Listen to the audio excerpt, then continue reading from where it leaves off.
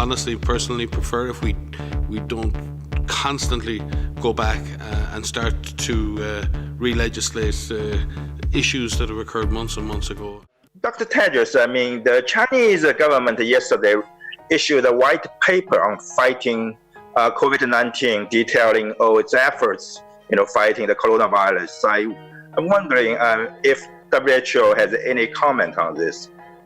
Thank you.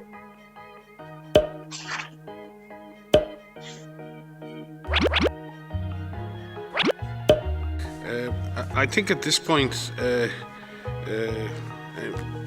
when any country publishes an evaluation of their response, that's always a good thing to see what lessons are there to be learned. But I do think we need to focus moving forward, and it's interesting in that paper and in many other papers coming out at country level.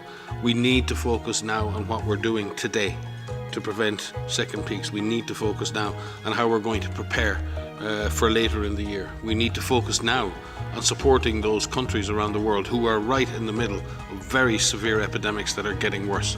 So I think there will be a time to go back and look at everything we've done. Everybody at every level, from global to national to subnational, from technical to political to scientific, all of the decisions, all of the actions taken at all levels by all players in this response need to be examined, and we need to learn, and we need to emerge from this pandemic stronger.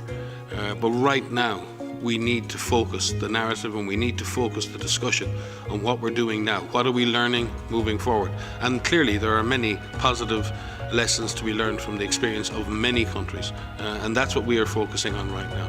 Learning what we can, where countries have got it right, where countries have got it wrong, and how we can find the package of interventions. What is the package?